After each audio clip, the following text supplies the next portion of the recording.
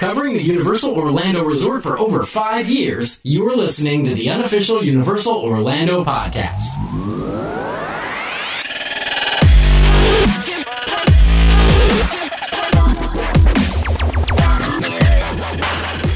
What's up, Internet, and welcome to episode 233 of the Unofficial Universal Orlando Podcast. I am Darren, and joining me tonight we have Lee. Hello, everyone. Tracy. Hello. And Hunter. Hey, hey, hey. The gang's all here. How's everybody doing? Good. Yeah. You don't need to. Everyone doesn't need to know you've got the lurgy. I got the lurgy. They'll just go, right. again. Is she ill again? Blame children. I looked at getting our tagline carried over to the Fab Four, but apparently another company already owns that. So we don't talk about them, though. What, the Beatles? Were they the Fab Four? yeah, I'm pretty sure. Oh, yeah. I was thinking there's something else. All right, they're the Fab Five, though. Anyway. That's the Fab Five. Yeah. All right, well, you know what? I'm going to go ahead and switch things up this time. Ooh. We're going to go right to the veggie section. Oh, right. Well, now continuing on with my new regular vegetarian segment, which of course focuses on the vegetarian options at the parks. This week I'm remaining in City Walk, and I'm going to be looking at the tree hugger from the Cowfish. So, get myself settled in here. The Cowfish, it's renowned for its burgushi. It offers a wide variety of Asian and American-inspired dishes, and they have a vegetarian option, which Universal describes as perfection.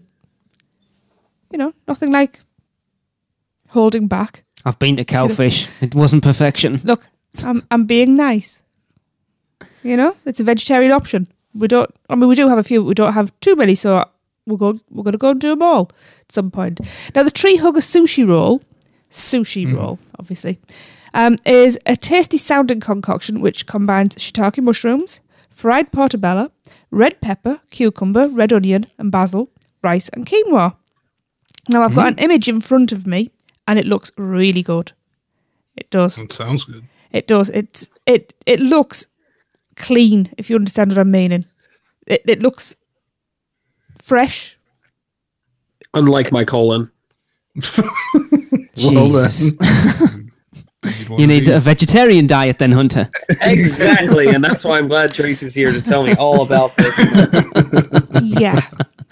Where to sell it? Isn't most sushi vegetarian? No. There's usually some fish in there. That's kind of the point of sushi, isn't it? Yeah. Because that's Sashimi isn't sashimi where... Sashimi's just fish. Just fish, all right. yeah. And sushi's rice and fish. Yeah. Okay. Yeah. And usually some vegetables. But yeah, it looks amazing. You know, lovely white rice, and it's quite colourful, the concoction of the ingredients in the middle. It's very colourful. So yes, if we do ever return to the Cowfish, if It's a big if. I will actually be trying the tree hugger. It looks very, very good. It does. So if you do go along and you try it, take a photo, let us know what you think. So that's it for veggie options this week. All right. Well, let's go on from that to Autism at the Park with Maureen. Hi, this is Maureen Deal with Autism at the Parks, and I'm reporting from Universal Orlando Resort for the Unofficial Universal Orlando Podcast. And today I'm at Universal Studios, Florida, outside the Simpsons ride. Now, the Simpsons ride is a simulator ride that you feel like you're on a coaster, but you're technically not. The supervising companion is required for children 40 to 48 inches, and the minimum height requirement is 40 inches. Guests using a wheelchair must be able to transfer to the vehicle. This vehicle will suddenly and dramatically accelerate, stop, move, and dive, and tilting and jarring. So keep this in mind if these types of movements may bother you. It's a lot of fun to me, so I hope that you get to enjoy this one when you visit Universal Studios. And this has been Maureen Deal for the Unofficial Universal Orlando Podcast, signing off from Universal Studios, Florida. And it sounds like it's going to fall a bit whenever you stood in that corridor before you get on it. Yeah, that's true. It's fun though. Yeah. The hot dogs in the Simpsons area are also a great vegetarian option if you throw away the hot dog. Yes, very true. Don't forget, though, there's been dozens sold. Dozens. Yes, literally dozens. Well, yeah, if they keep selling hot dogs without the hot dog in there, I mean, what's the point? All right, now let's throw it back to Tracy for some Producers Club birthdays. I can't go too far from the beginning without them.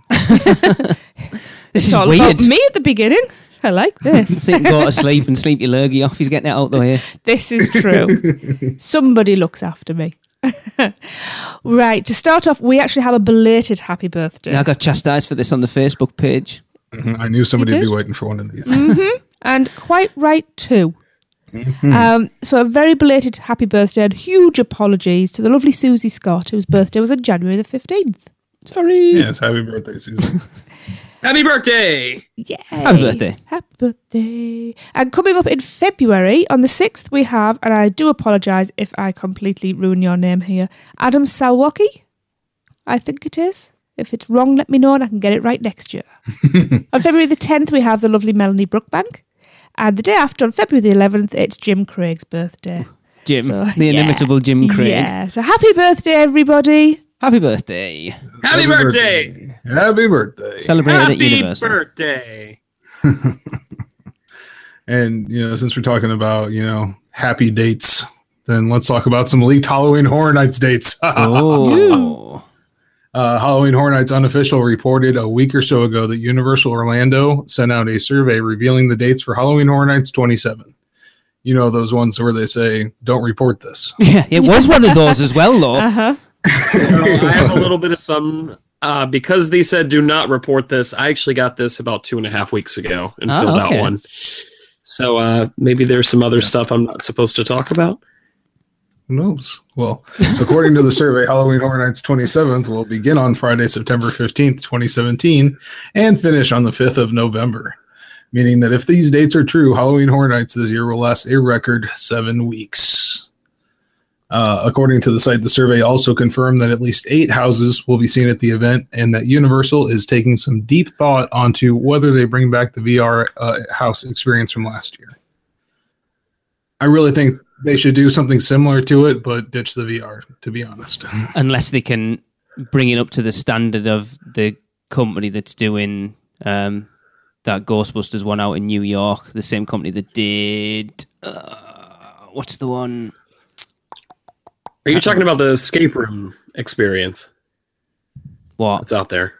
There's actually an escape room experience that I believe it's in Washington, D.C. or it's in New York City. And it's actually themed to Ghostbusters. No, it's a VR experience.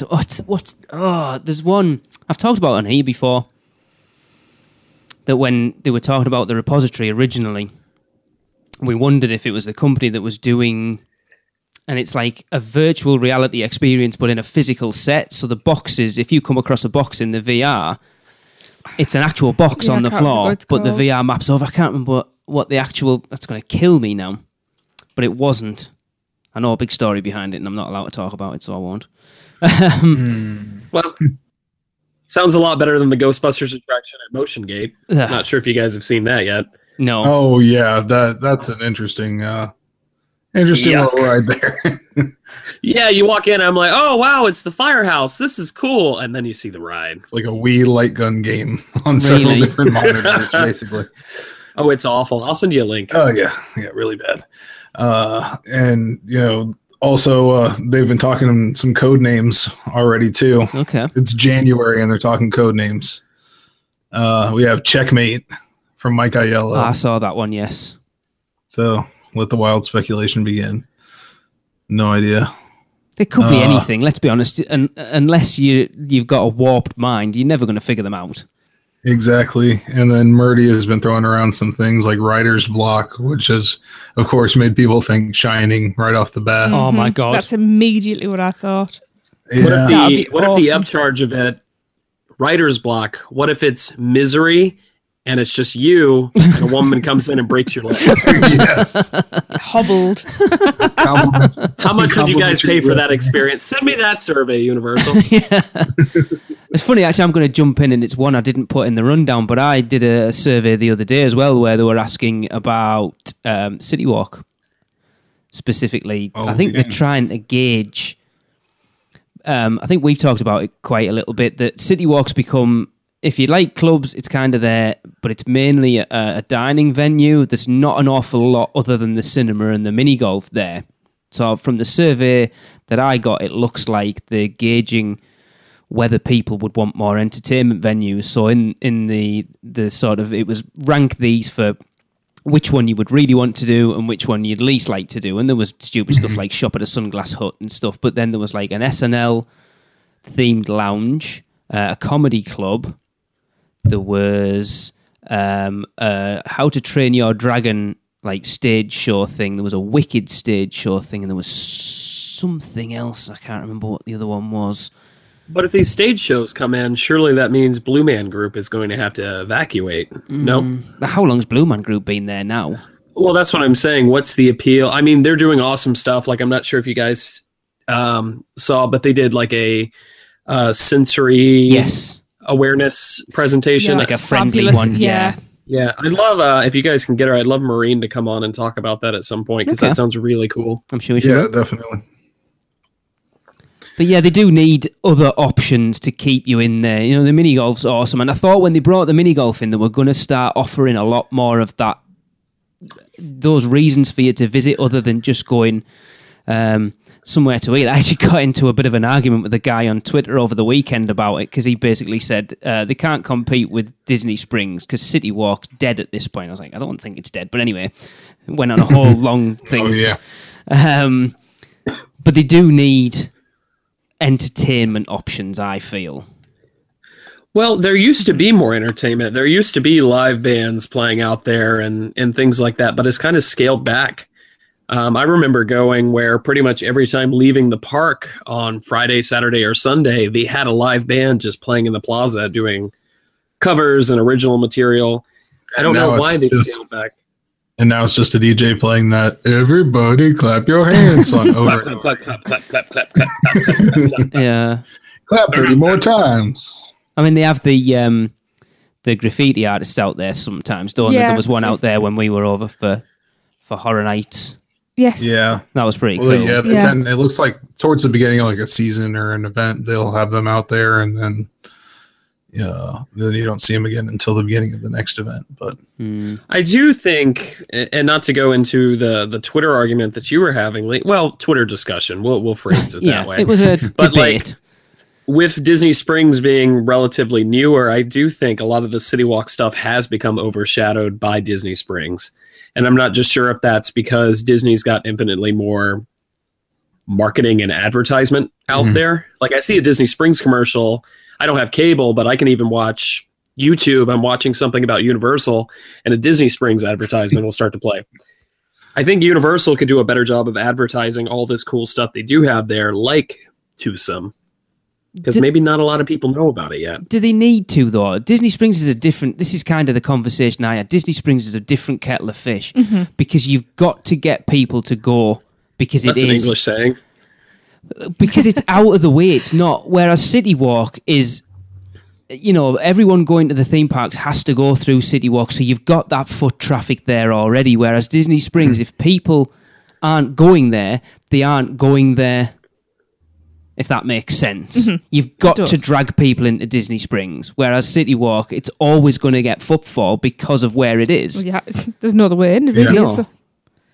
But I think City Walk would do better to actually open up some shops and things like that. But at the same time, it's, Disney Springs is farther enough up and Kissimmee for them to stand out from, all the outlet malls and stuff. When you're in Orlando...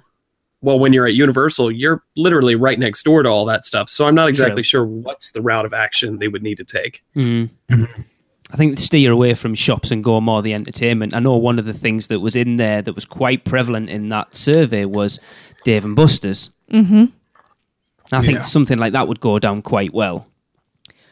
Yeah, definitely. That was one of the things we thought might go into where Toothsome eventually went into, right? Yeah. Nina was lobbying for it quite hard. I think Derek Bergen will agree with me here when I say the biggest mistake they ever made was taking out the NASCAR sports grill. Oh boy. Well, I don't know. Yeah, that's killed that. Jesse's got a look of contemplation on her face. I had a thought. Something I was going to say. I opened my mouth. And then it's gone. It fell out. And I'm just frantically trying to actually remember what I was going to say, but it's not coming. Thing is, I don't lane. think they need to look at shops because people aren't going there. It's not a shopping thing. It's an entertainment, nightlife, and eating thing. If you want shopping, then you go, like Hunter said, the premium outlets or whatever just down the road. Prime outlets is just round the corner. If you want theme park merch, you've got the studio store. You've got the 2 theme parks. Do you need something in City Walk like that? I see City Walk as just literally all it is trying to funnel people off the main path as you walk to and from the park. Yeah. I think literally that is all that it's there for. And I think as is being something like that, it's pretty successful because the restaurants are usually pretty full, or at least moderately full, and sometimes artificially full. Cowfish. Anyway, half an hour. Yeah, always half an hour. There's literally, I can see out there. There's nobody there. Yeah, half an hour. I think I think the focus on City Walk's changed though, has it? Because of I think Universal are aggressively going after Disney. And now they've realised that they need City Walk to. It's not going to compete with Disney Springs, but they want it to on a certain scale. Yeah, Disney Springs just has more options, and it also has a very big key thing, and that's free parking. Yeah, and the fact that it's massive. Yeah. Yeah. And also that Disney Springs does, to their credit, they do offer like the free stuff. Like they do really cool stuff like the drone show over Christmas. Yeah. What's to prevent Universal from doing their own drone show over that big lagoon they've got there? In fairness, there's some weird stuff like Universal's always been kind of the king of, hey, this worked for Disney. Why don't we take that, but change it up and plus it and do something? Why Universal isn't doing more like free entertainment and like Darren was saying, I mean, another big thing is the free parking, but stuff to just bring in not only the local crowd but the international. Well, the drone show idea, I'm trying to remember where, I cannot remember where I heard about it, but apparently there is something in the works there. Yeah, they've filed a patent for it, I know that much. So that's something to watch out for. The thing is, City Walk, they couldn't offer free parking for it really. It would be awkward because everyone's sort of funneled into the same parking lot. So if you go into theme parks or you go into City Walk, you're all in the same parking lot. So exactly. So there's no way to get around that. So that's why I think that they'll never be in direct competition, and you can't really consider them the same way. No, not at all. There is an option there. We do have that new parcel of land. They could always put a free car park there with the shuttle across. They could have been. Do you know what? Even if it's just open on the night. Yeah. Do you know what I mean? Everybody's talking about that plot of land down by the Orange County Convention Centre. The bit I'm more interested in is that Wet and Wild plot. I really want to see what they're going to do with that. Because I think it's obvious what they're going to do with that big plot. It's that little plot I'm more interested in. Maybe that's a hotel. Car park. It may well be a hotel. There are some rumours. I was... I'm going to... Shameless plug. Interviewed by Ken Story on the Orlando Tourism Report last week, and when we discussed it a little bit, and he'd heard that they were looking at, I think it might have been Orlando Informer, they were talking about it as well, that apparently the rumour going around are all-star level hotels there. Okay. So kind of Universal hotels, but really, really cheap and gaudily themed. How much cheaper can they go from Cabana Bay? I mean, Cabana Bay is like $129, right? I have no idea, yeah. Well, if you're going out on to iDrive, I mean... Yeah. You got to be competitive with the monumental movie line. Very true. Yeah, that's a very good point, Darren. We have stayed on some cheap property. But he's right. It's exactly right. Why would you stay in a because it's not going to have express. It's not going to have a lot of the benefits that you're going to have staying on site. Yeah. And why they would have constant shuttles going back and forth. Yeah. Well, why would you why would you stay That would be there? the only benefit. Yeah. There's actually a great place you can stay at for free right now. It's called the Artagon Marketplace. It's mostly composed of glass. So you find a rock, you get in, and it's awesome. There's some possums there. It's your own mini petting zoo. Is that the old You'll festival really enjoy Bay? your stay at the I think Artagon. so. Yeah. I mean, if they want to get into some other stuff too, they can, they can go and theme it after Biff's Pleasure Paradise, and open up a casino too. Yeah. So you can have hotel and casino on that property over there. Now there's an Gambling idea. laws in Florida, though, isn't there? What, They're not do it? allowed them. Yeah, probably go right ahead. Yeah, well, did you not see that? Because at Disney had to take out the grabber machines because they weren't allowed to give prizes away to something to do with the gambling laws. Okay, then you win little toy horses, and then you can trade those toy horses in for $100 each across the street. So what's in the arcades then? Just arcade games. But Yeah. even things like when you toss the basketball, you're still gambling. No, because you're not winning anything. You are, because bloody big. Where do you think Yeah, big minions and they things can come do the from? ticket games. Yes, to me, ticket that's games, yeah. you're still gambling because Anyway. Yeah. okay. Were we talking about Halloween Horror Nights? Yeah.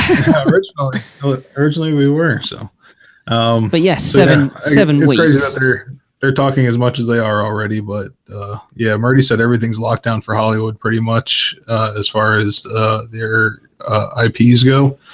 So I'm pretty sure that that's probably the same story for Orlando. So. Oh, yeah. Yeah. And then someone will pull a license away and they won't get it this year like they do every year. Yeah, a lot of speculation with Chucky, the Chucky movie coming out, and Supposedly Friday the 13th. It's coming out October this year. On Friday the 13th, isn't it, apparently? I'm hoping they'll take a stab at Alien, because that's in May, I want to say, is Covenant. All right. oh yeah, Okay. then. yeah. So we shall see. But yeah, so let's move on from that to the Volcano Bay grand opening announcement. So Hunter, you want to take that one? Yeah, so when we're talking about Volcano Bay, we're talking about BAE, because, yeah, Bay's coming to town. So we finally got an opening date. Select media has been invited to a media preview event, which Very select. Yeah, not by us. select, we mean not us. Especially me, because, I mean, they even follow you three on Twitter. Yeah. So it's going to culminate with the grand opening on May 25th. So very, very close. And we actually got, I think it was Hate to Fly who posted, but they're actually open till 10 o'clock that opening month. Yes. I believe it was. Yeah, I which saw is when super late. I think Orlando Informer reported it as well, and I went nosing around and I couldn't find, if you actually go, because Universal have actually updated the website now. It's all nice and new and swish. And there's no hours on the website at all for Volcano Bay, so I don't know where these people have got these dates from, because I can't find them. I do not know. Pass. Because when I wrote the show notes out, I was actually, because I'd heard that it was going to be open. I think it's 8, 9, and 10. Obviously moving out into the summer. I couldn't find those. If you go on the website, there's no opening, there's no time park hours for Volcano Bay, which is strange. The big question is, are the theme parks going to remain open at the same hours as Volcano Bay? Hopefully. I mean, I could see Volcano Bay being open a little later. I always just see that. I don't know why, because after people leave the theme parks, they go to the hotel, they go to the pool, and that kind of thing. So I could see guests staying at Cabana Bay, going over there, and doing the late night thing, which it seems like they have the light packages going up. Yeah, that should be more than enough for that kind of thing. So it'll be interesting to see how much traffic they lose in the lazy river at Cabana Bay once Volcano Bay opens. I wonder how many people will use it still when you've got a water park literally on your doorstep. Oh, I think you'll still be surprised, especially if you're not paying for it. I suppose there is that option. And you go back with the kids, you would have stayed in your room, the kids like, we want to go in the water. Yeah, Off fair you pop. point. Yeah. You're on site, aren't you? That's a good point. Yeah. What do I know? Exactly. Shut your face. But no, it's looking cool. I know the scaffolding's coming down around the volcano and stuff now, so... Yeah. That helps. Yeah, very much looking forward to finally getting back to Universal. It's been a while for the pair of you, hasn't it, actually? Yeah. I did not see Christmas at Universal this year, so... us either. Stay clear of a celebration of Harry Potter as well. Yeah, we were not there for that. We watched a lot of the live stream, though. Looked really good this year, actually. I've been watching a lot more of it on Facebook and stuff, and some of the cosplay looked fantastic. Yeah, and the Q&A actually was not bad. I think they've been vetting questions this year. Okay. Which one of you is not dressed in costume? Which one of you normal people want to ask a question? You with the tattoo? Nope. We're going to move on to this lady in the Star Wars shirt. Exactly. Yeah. Was anybody else kind of disappointed by the major announcement, supposedly? I don't even know what it was. Oh, the Forbidden Forest for the studio. It was about the Forbidden Forest. It was like, if you're going to do it at Universal, I know you guys have a tie-in with the studio tour, but make it a Universal announcement. Yeah. Yeah, probably. Because Orlando Informer were left with egg on the face a little bit because they were pimping out that it was going to be the announcement of the projection show on the castle. Yeah, a lot of people are disappointed that wasn't. Yeah, and it's kind of like, so... George Lucas is building his Star Wars museum. It'd be like if Disney came out and they're like, we have a major Star Wars announcement. George Lucas found a place for his museum. It's just, there's no synergy there. Yeah. Actually, they are building one, aren't they? It's going to be it's at Leavesden Studios. Next to the Harry Star Potter Wars one. Yeah, as far as I'm aware, that's where they're putting that. It might be different because Leavesden, I know, is where they filmed most of that, of the original trilogy. Is that right? I don't know. Yeah. I don't know that much, but they're putting one out in Los Angeles. But that's neither here nor there. I was just bringing up the comparison. No, it makes sense. Yeah, it is a bit weird. Yeah. Well, we'll see what that's like when it opens. Like I said, I'm not a big water park guy, so no, I'm just excited to see if it has anything that would draw me in. It does look cool, and again, I'm not really a water park person, but it does. I watch the ads for it and stuff and think that looks awesome. It does. Yeah. It does. Well, we will see. Yes. And another new thing opening up here is the race through New York with Jimmy Fallon.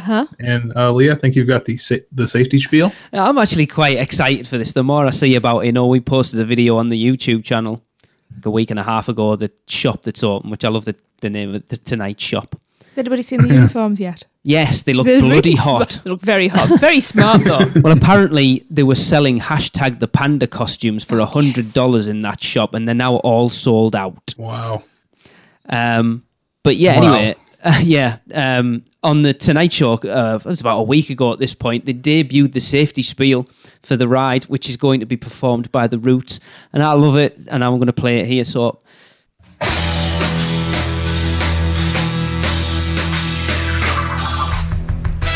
Pregnant or your blood pressure's abnormal, I'm sorry, this simply isn't a suitable ride for you. Other people were unable to allow admission of those with various back, neck, or heart conditions. You better start to listen. It's risky business if you're prone to dizziness or any type of motion sickness. No videos, photos, recording, or going social is allowed. I hope I'm speaking loud and clear enough. You getting this? It's awesome. That's got to be the best safety spiel for any ride ever. And I'm guessing the video is just Jimmy Fallon sitting behind the desk laughing and pointing. Probably. Like he does. I think it's cool. I think it's really cool. So it's different, isn't it? I was going to say it's different. Yeah, it is.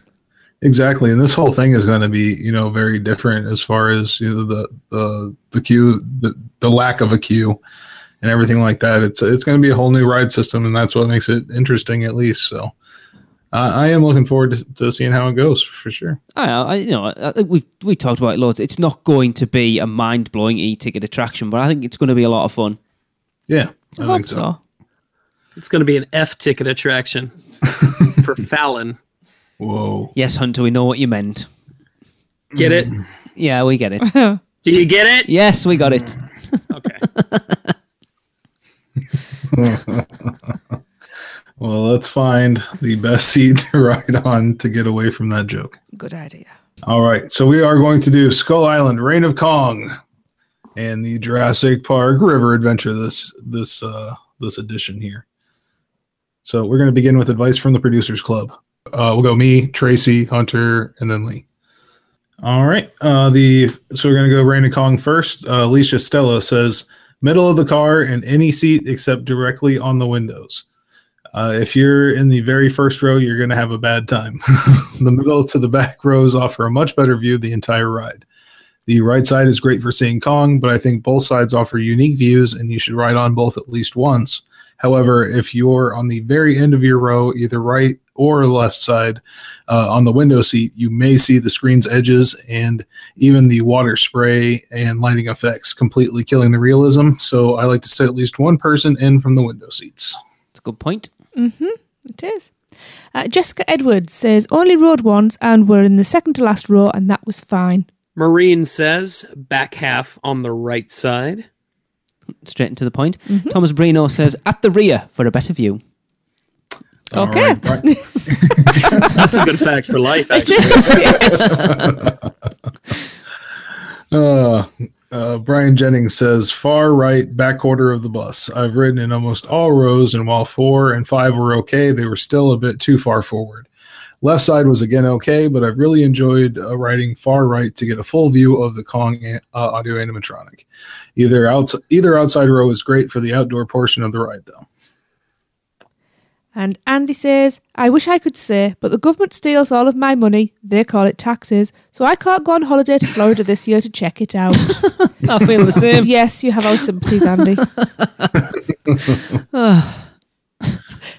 I didn't even read that one. I just pasted it in. That's the first time I've heard it. Holly Cotter says, any of the last 3 rows all the way in to the right. This gives you the best view of Kong at the end of the ride. I usually take my 3D glasses off at the end of the ride to have a better look at him as well. Rob Hoffman says, back row, for sure. I think Universal could save a lot of money here, I guess, by just taking out all the other seats. Yeah. In there. Sean Hill said, the back right, best view of the King. And Lonnie Clay says, we'll find out in April, but leaning towards middle right side where Kong is.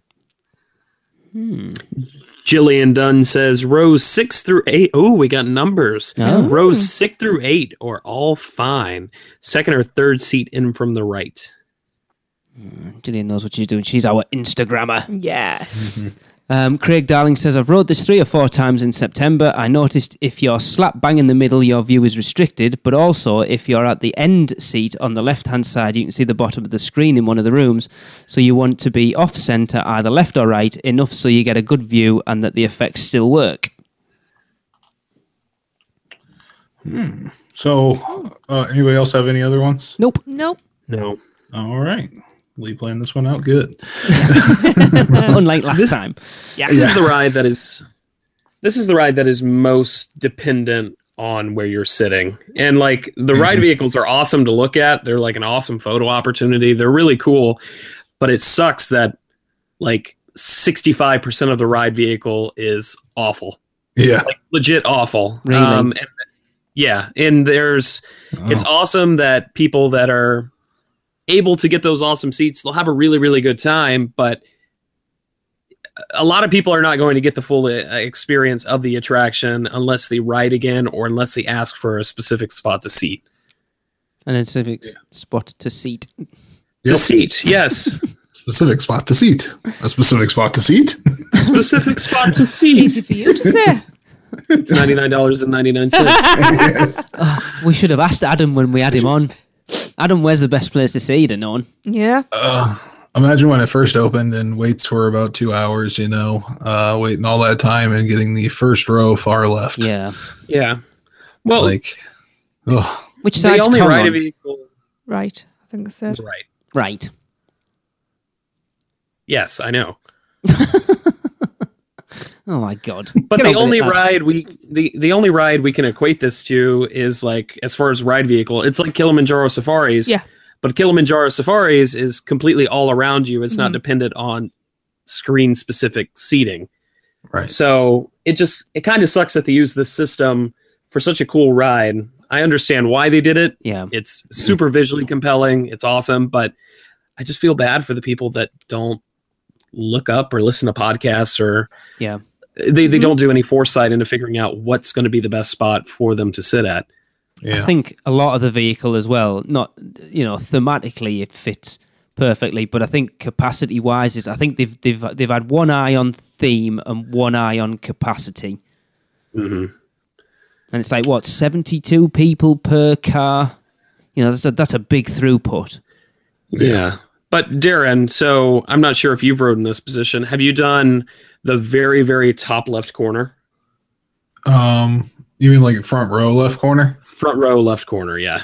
I don't think I've been put into that one. I think we were in like the second row middle. I think that's about as far forward as I've been.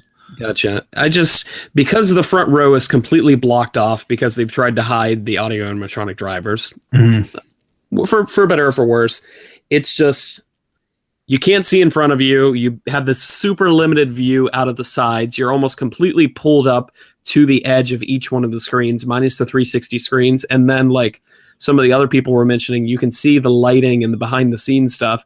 You're just, that's a whole row of people, regardless of where they're seated at. They're having it's crazy. It's crazy because you're designing an attraction from the ground up. You should be able to accommodate for every seat on the ride. Like, isn't that like the whole point of it? Yeah, it's not one of those things where, hey, we all have our favorite spots to sit at Spider-Man. Yeah. It's regardless of where you sit on Spider-Man, you're going to have a pretty good ride each time. Maybe some spots are better than others, but so be it. Not every 3D theater show, not all seats are the same. Just throwing that out there, theme park people. But the only attraction I can think of that over half the ride vehicle puts you in a terribly awkward position that can severely impact your enjoyment of a ride. And that's a shame. And to put the only two physical animatronics, which are those like bat creatures at the beginning, and Kong on the right side of the vehicle as well, is just like, come on. I mean, you get the really cool like Kong skeleton on the left-hand side. True. Like, but that's the one thing that's like bigger, like big and bright enough to where you can see that easily from either side of the bus as well. Yep. So. It's a strange one. Yeah, it is. So, yeah, of course. I say what everybody else is saying, towards the back, as far back as you can get, on the right side, one or two ends. So, yeah, you don't see the edge of the screen or anything like that. That seems to be the general sort of gist, which is good. You know, we seem to have this one, unlike the ones we did last time, a very definitive answer of where the best place to sit is. Mm-hmm. Yeah. Yeah.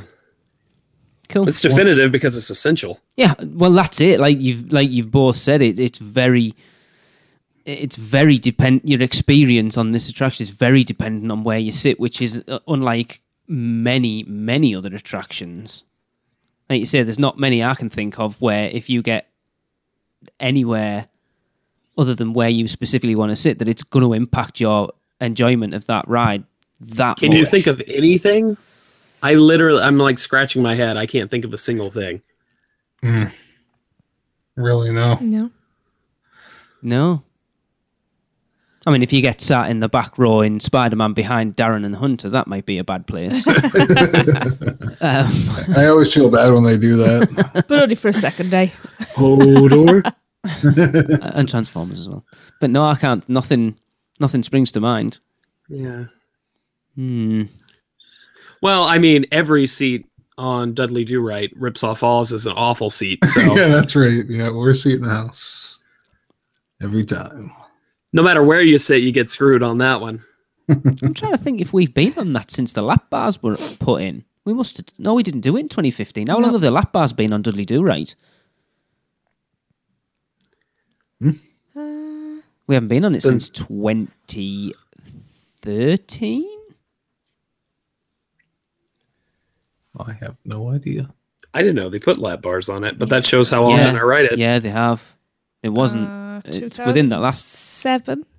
No, I don't. Maybe I don't know. Just here. Didn't think it was that long. Quad Screamscape. Oh, I don't know. Yeah, September 2007. Okay. Maybe this is a blue sky thing for us. Okay, if we were to redo the Kong vehicles, how would we do it? It looked like Put me on it. Pieces. Playing Dr. Mario. Da, da, da, da. I want to go with a vertical ride vehicle. The world's first vertical Jeep attraction. It's like a 48 stories tall. Every seat is the best seat in the house. It's the Soar and Ride system just on wheels. Yeah. Yeah. It only tips over occasionally. Come on. Jason, we have a tip over next to the skeleton again. All right. Well, let's move from the king of beasts to the king of the reptiles. Maybe birds. Who knows? Yeah, kind of. The Jurassic Park River Adventure. Ali Schilberg, we'll start with you. It says, the back row. Short and sweet. Alicia Stella says, back 2 rows, get less wet, plus you get a longer look at the T-Rex before the plunge. My man, Stuart Mallet says, what's up, Stuart? Second row, if it's hot. Jessica Edwards says, it depends if you want to get wet. If you do, middle of the front row. If you don't, middle of the back row. Maureen says, last row in the middle. Maureen doesn't like getting wet then. Thomas Brino says, front row. Short and sweet. Brian Jennings says, row 2 or 3, outside seat. If I'm on this ride, I want to get soaked. It's my own fault for getting aboard. That way, when the weenies in front duck, I can actually get a shower, or I get a good shower. Oh, Andy says, front. I always love the front on these type of attractions. Holly Cotter said, I'm going to have to say the front again. Middle front, if available. I think you get more splashed in the front, but I just love everything about Jurassic Park, so I want to be where I can see everything as unobstructed as possible. Fair enough. Sean Hill says, front row of the first boat. Front row for the drop and the first boat, so you don't have to see the effects resetting from the boat in front. Good tip. Very. Rob Hoffman says, front 2 rows, middle seats are the driest. Lonnie Clay says, front. Very short and sweet. Jillian Dunn says, front row for best views, thrill of drop, and getting soaked. Man, there's a lot of contention there. A lot of people are saying you get soaked in the front too. A lot of people are saying you're not. I'm thinking you do get soaked in the front. Well, we'll get into that in a minute. Yeah. She says middle if you're trying to stay drier, and back row for the best view of the T-Rex and driest. And Craig Darling said, I can't decide here because I rode this a few times in September, sitting in various positions, and I didn't get that wet. Even when the people sitting next to me got soaked. Maybe I'm just lucky. Okay. Someone cast an impervious spell over him by the sounds of it. I was going to say, you're waterproof. All right, so. Right, I'm going to tell my little story on this. Because when we went in 2013, Tracy and I and the kids tried to drag Darren onto this. Right, yes, no. And he was having none of it. So Darren ended up bag handler for that time. It was just before lunch, wasn't it? I think we were meeting Eric before we went to Mythos. And we were like, oh, well, come on, we'll get in the front row. You don't get wet in the front row. Right? So on the 4 of us went, and we got soaked. Yeah. We got absolutely drenched. So next time we listen to Uncle Darren. So yeah, I would say if you want to get wet front row, if you don't, go at the back. Yeah. Or hold the coats. Or hold the coats. That's a much better idea. So, of course, on my very extremely occasional rides on this thing, if I am going to ride, I will be in the back row in the middle with a poncho. Oh, no. You can't wear a poncho. They're illegal. I'm going to be the poncho guy. I think I'm with Holly on this one. I think it was Holly anyways, who just said she loves Jurassic Park. She wants to be right front and center. That's about where I am. Yeah. I should have asked Brad, our friend Mr. Brad Jost from the Jurassic Park podcast, what his preference was on this one. Well, you can actually hear that on my podcast, Lee. I'll cut that out. Oh, good, please do. Nobody even knows what I'm talking about, so. Yeah, I think it comes down to purely whether you want to get wet or not. Funnily enough, with this ride, I'm not that bothered. As long as to be honest, so long as my feet don't get wet. Yeah, the thing with the river adventure is it's not like riding Popeye and Bluto. You'll get wet, but you won't get absolutely soaked to the skin. No, you don't. We didn't. You'll Sometimes. get I mean, wet. you did, Lee. You were pretty soaked. But if you have, 'cause I pushed Darren, him you've in. never been on Popeye and Bluto's Bill Drag Badges, have you? No, but yeah. You literally come I've off. seen some video. Yeah, you will not come off that ride. Excuse me. With a centimetre of square skin, dry skin. Square skin. No, anyway. A centimetre of square skin. Yeah. Okay. I will actually disagree with you. What? Do you not remember us going on the barges? And all we saw was the woman directly opposite, and it was just walls of water just covering her. We got a few little splatters. We came off 90% dry. No. Except we didn't come off. We stayed on. Going, oh, that wasn't too bad. I have never been so wet in all my life. I swear my liver was dripping. Was that the time when we did it 4 times in a row? Yes. Yeah. And the first time it was like, oh, we didn't get so wet. The second time we really did. Then we went, right, it was so Oh, good. that Might was- as well stay on. That was the time. That was the locker It incident. was the locker incident, yeah, where My I put my goodness, wallet I in the locker. remembered It was, something. yeah. Yep. 2005. 4 times in a row, and it broke down loads on the last go around, so we ended up missing our locker, and that was a pin. So yeah. yes, the first time we did have a centimetre of square skin. Anyway, but Jurassic Park River Adventure, yeah. Yes. Indeed. Well, My favorite spot to sit is all the way to the left or the right. That way, when the velociraptors start to sing Zippity Doo Dah before you go down the drop, Did you the just real say? pleasing tune. He did. Did you just say you were like sitting all the way to the left on the right? Or the right. Yeah. Oh, the right. Oh, Right, I thought okay. it's the left of the I right. kind of just lean. I take the whole bench up. oh boy. Oh, yeah. I wish that blog post of Universal's was still up now, so we could compare what they had written down for these compared to what we've I know. come up with. Yeah. I'm surprised somebody didn't grab it. I wish I had. I didn't. Do I grabbed we? the link, but I grabbed the link for it because I thought, I'll just pull the link and I can go back to it later. I didn't expect it to get pulled down. Well, I think we should close this show out with something that'll tie into the next show. So let's have the little things with Seth. Hello, everyone. This is Seth Kaburski back with another look at all the little things that are new around the Universal Orlando Resort. The big news this past weekend was the celebration of Harry Potter, but there's a little bit of bad news in the wizarding world. It seems like Universal has raised the prices of cold butterbeer to $6.99. This means that all butterbeer, Yeah. cold, frozen, Wait and for hot, it. now costs $7. So just as a reminder, when the Wizarding World opened in 2010, cold butterbeer cost $2.99. What? Over near the Men in Black ride, there's yet another chapter in the never-ending saga of the Coca-Cola kiosk. Last time I told you that the keypads that let you enter a name and see it on the virtual Coca-Cola bottle inside the new Coke kiosk had been removed. Well, this week the keypads are back, so once again you can put your friend's name on the side of a virtual Coke bottle. What's more, I have confirmed that the quick service dining plan drink credits are not valid at the Coke kiosk for single service freestyle, which is a shame. It means that the only way to get a freestyle with a dining plan is to upgrade to the unlimited cups. Elsewhere in Universal Studios Florida, Doc's Candy Store near the Blues Brothers stage is closed for refurbishments, as is the Simpsons ride. However, the gift shop attached to the Tonight Show starring Jimmy Fallon Race Through New York ride, which is known as the Tonight Shop, is now open and guests can shop there. I hate to tell you, though, if you were planning on buying a $90 hashtag panda suit, they've all sold out.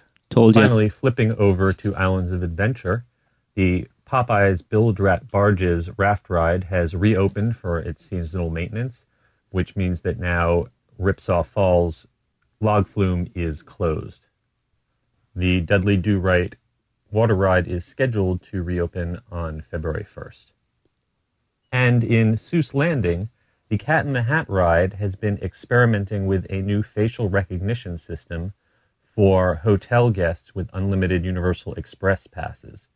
seems that they've been taking the photos that the hotel kiosks take of guests in order to give them an ID for the Unlimited Express and use that to recognize their faces through a scanning system at the entrance to the Cat in the Hat attraction instead of guests having to show their card.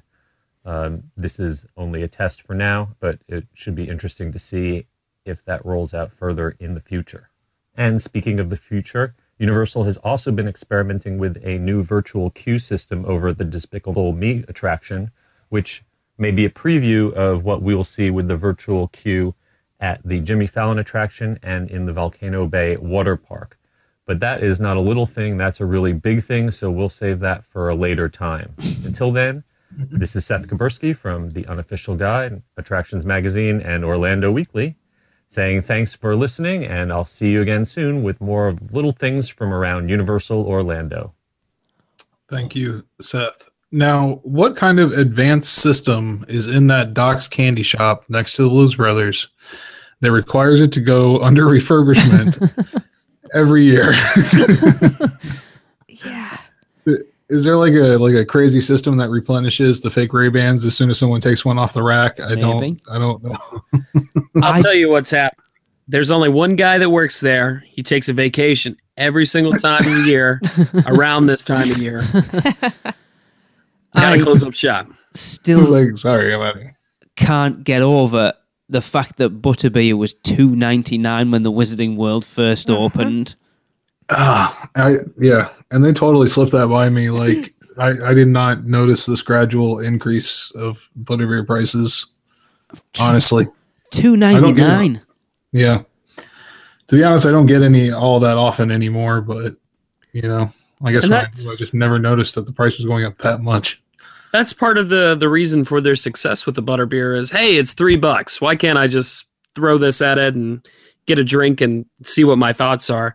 Now it's like, it's almost cost prohibitive. If you're not sure if you're going to like this sort of thing, why the heck would you spend $7 on a drink? Exactly. Get a real beer instead. Yeah. Yep. I mean, the amount of times with the first time we came over, we were stood in line for Ollivanders, and the amount of people we saw go, like there'd be people stood in line, they'd send the dad out or whatever to go and get Butterbeers and then come back with them. The amount we saw, like, take 2 or 3 mouthfuls and then just dump it in the bin. Wow, I know, yeah. I mean, I can't remember whether it was before we started recording or during recording. We were talking about the studio tour. We're about potentially going down. That they obviously know that the Butterbeer down there isn't anywhere near as good as the stuff at the studio at the Wizarding World, because they have actual liquid bins. It was foul. Yeah. Not pleasant. I say they have and there's tax on top of that as well, isn't there? I assume so. Yeah. So it's $6.99 plus like 7% tax. Yeah, 7%. Wow. Indeed. Like $25 for 4 Butterbeers. But pumpkin juice has stayed the same. I'm just going to nobody garbage drinks cans and be like, I'll throw that away for you. I'll throw that away for you. Oh, thank you. So you fill up your glass. Yep, that's right. You lot go and get your Butterbeers. I always used to get a Butterbeer and maybe only have 1 or 2 pumpkin juice because it was so much more expensive. Yeah. I'll just drink pumpkin juice the whole time now. To be quite honest, when we were out last time, I mean, I don't like the regular anyway, but you said it was watered down, and you're not the only person that I've heard say that. The frozen's kind of, I'm kind of over it now. Just give me a hot any day of the week. Yeah. Or an ice cream. Just take a dragon scale, thanks. Yeah, I was going to say, or Dove. Cool. And I think that is going to do it for this week, unless I missed something here. Yeah. I think I got it all, though. All right, well, join us next week when we do have Seth Kaburski coming on to talk about that queueless ride system. Yes. Should be pretty exciting. To pick his brains. Indeed. See what the future holds. Indeed. So, until then, we'll see you next time. That's it for another Unofficial Universal Orlando podcast. Make sure you never miss a show by subscribing on iTunes, and while you're there, please leave us a rating and a review.